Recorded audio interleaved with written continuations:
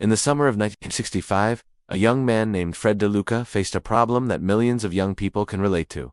He wanted to go to college, but he didn't have any money. At only 17 years old, Fred was filled with dreams, but with very limited resources. One day, while discussing his future with a family friend, Dr. Peter Buck, a simple idea came up that would go on to change the food industry forever. Dr. Buck, a physician, suggested, "Why don't you open a sandwich shop? It could help you earn money for college." It wasn't a grand business plan. There was no detailed market research or years of preparation. It was just a casual suggestion over a conversation. But sometimes, destiny hides itself in small ideas. Fred listened carefully. The thought of opening a sandwich shop was unusual for him. He had never run a business before and had no knowledge of the food industry. But what he did have was determination and a willingness to learn. The first shop opened in Bridgeport, Connecticut in 1965. It was named Pete's to expand rapidly without the founders needing to provide all the capital themselves. It was a smart move, one that matched the wave of franchising already spreading across the American food industry at the time. In the first few years, Subway focused heavily on consistency. Fred knew that if one store served great food while another store disappointed customers, the brand would suffer. So he created strict guidelines for how sandwiches should be prepared, how ingredients should be stored, and how every customer should be treated. These early systems became the backbone of Subway's identity. What set Subway apart was its ability to promise something that people were looking for: healthier, fresher alternatives in a fast food market dominated by burgers and fries. People were beginning to care more about health, and Subway perfectly fit into that niche. The dream that had started with just $1,000 was slowly becoming a movement. But Fred knew the journey was just beginning. He had survived the challenges of the early years, learned from his mistakes, and set the foundation for a company that was ready to take on the giants of the food industry. The world had no idea yet, but Subway was preparing to become one of the most recognized names in fast food history. This is the story of how an idea shared between two friends turned into one of the most iconic brands in the world. If you like such videos, stay tuned for more updates. The shop didn't make enough money to sustain itself. Sales were slower than expected, and Fred quickly realized that running a business was more complicated than he had imagined. Still, he didn't give up. Fred and Peter came up with a bold plan. Instead of opening just one shop, they decided to open multiple shops as quickly as possible. The logic was simple. If they could open more locations, their visibility would increase. More people would know the brand, and eventually the profits would balance out. Within the first year, they set a goal to open 32 stores in 10 years. This was an ambitious dream, especially given that they were still struggling with their very first location. To attract customers, Fred kept experimenting. He tested different types of bread, added more toppings, and allowed people to customize their sandwiches.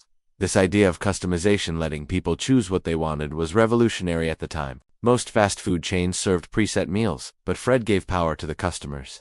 This became one of the key reasons Subway stood out. By 1968, they changed the name to Subway. The old name, Pete's Super Submarines, was a mouthful and often confused people. The new name was short, catchy, and easy to remember.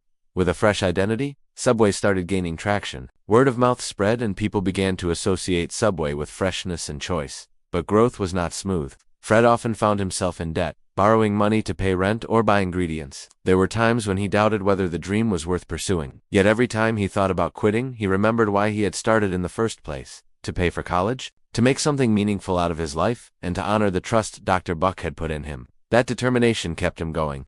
By the early 1970s, Subway had a handful of locations. But the big leap came when they decided to franchise the business. Franchising meant that other people could open Subway restaurants by investing their own money, while Fred and Peter provided them with the brand, system, and support. This model allowed Subway. This is a tale about someone who went from being a struggling student to becoming the face of a billion-dollar enterprise, all because he dared to follow an unusual path.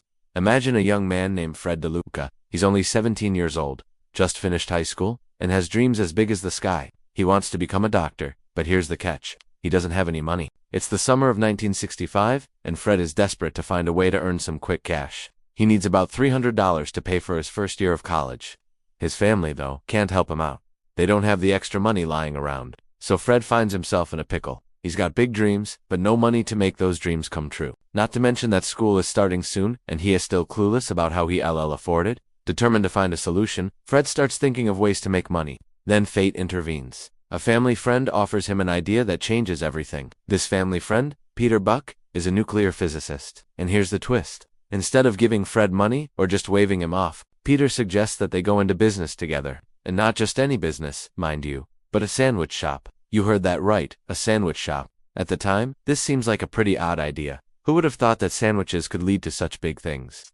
But Peter isn't just throwing this idea out randomly. He believes in Fred and wants to help him achieve his dream of becoming a doctor, so he offers Fred a $1,000 loan to start the business. That's a huge deal for a 17-year-old kid who is starting from scratch. It's a chance to turn his life around and pursue his dreams. But it's also a lot of pressure. Now you're probably wondering what happened next. How did this sandwich shop turn into a billion-dollar business? Well, let me tell you. Fred and Peter opened their first sandwich shop in Bridgeport, Connecticut. They call it Pete's Super Submarines.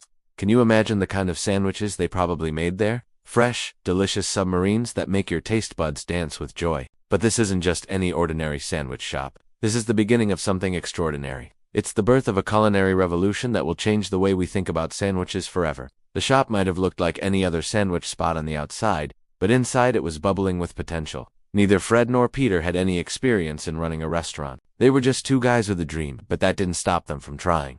Fred works hard behind the counter, making sandwiches and serving customers with a smile. In the beginning, it's tough. They make mistakes, sales are slow, and there are days when Fred wonders if this crazy idea will ever work. But he keeps going. Every day he learns something new about running a business, dealing with customers, maintaining quality, and setting prices. And slowly but surely, Pete's Super Submarines starts gaining a reputation in the neighborhood. People love the fresh bread, tasty fillings, and the friendly atmosphere that Fred creates. Seeing this modest success, Fred and Peter set themselves an ambitious goal: open 32 stores in 10 years. It's a big dream for two people with limited experience and resources, but they are determined to make it happen. And how do they plan to achieve this seemingly impossible goal? By franchising.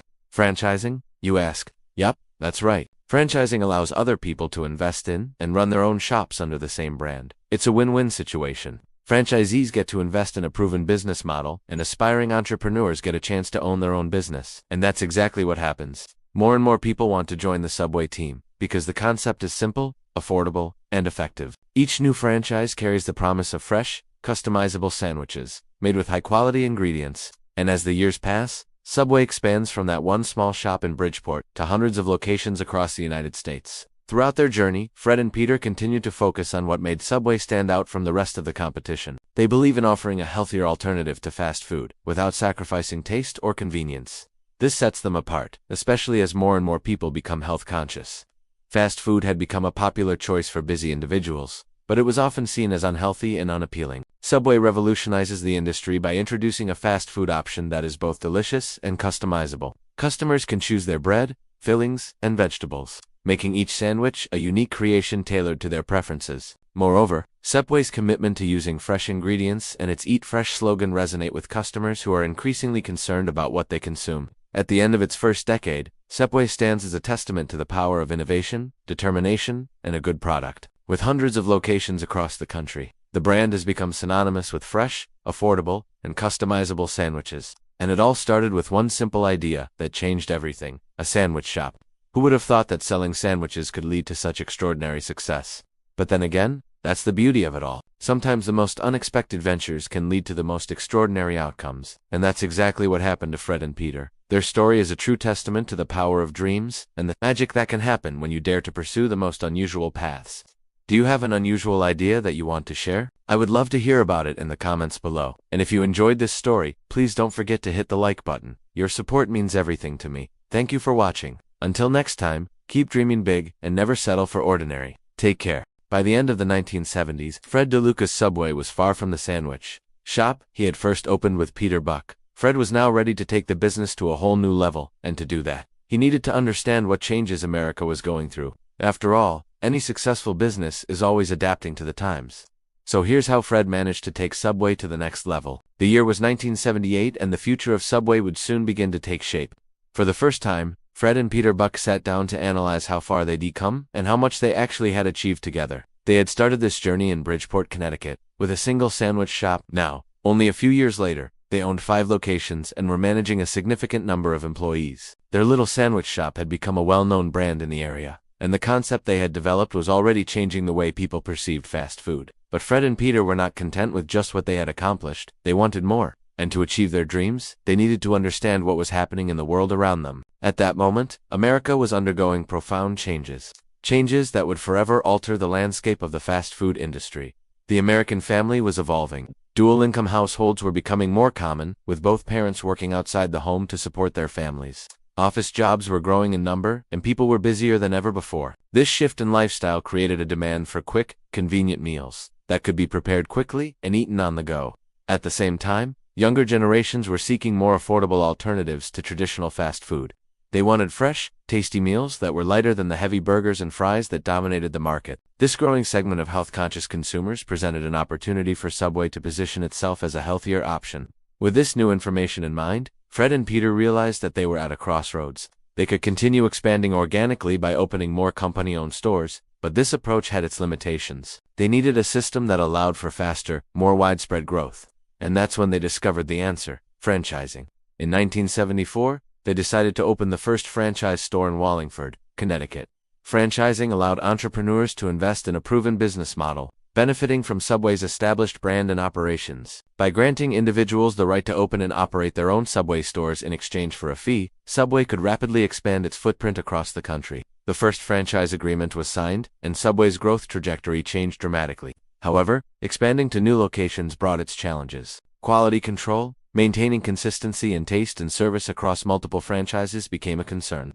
That's when Fred and Peter realized they needed a very clear operational system. Each store must follow the same steps, showcasing the ingredients, allowing customers to see the preparation process, and providing the same level of service and freshness that had made their original shop successful. Employees were trained to greet customers in the same friendly manner, and sandwiches had to be built right in front of the customer. This operational system ensured that regardless of where a customer went, they would have the same Subway experience. As the 1970s drew to a close, Subway had begun to make a name for itself.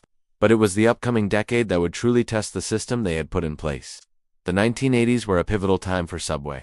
The brand had become more than just a neighborhood sandwich shop. It was now competing with fast food giants like McDonald's, Burger King, and Wendy's. These established players had deep pockets and extensive marketing power. But Subway had something these competitors did not: the agility and adaptability of a smaller, more customer-focused brand. While its competitors advertised supersized burgers and fries, Subway focused on its selling proposition, offering a healthier alternative. Its menu boasted fresh vegetables, lean meats, and a variety of breads and sauces.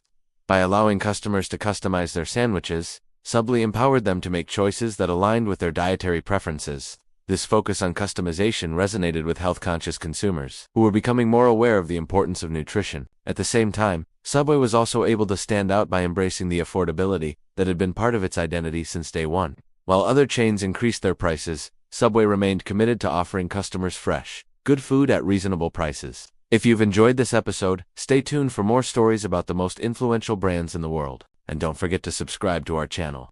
See you in the next one.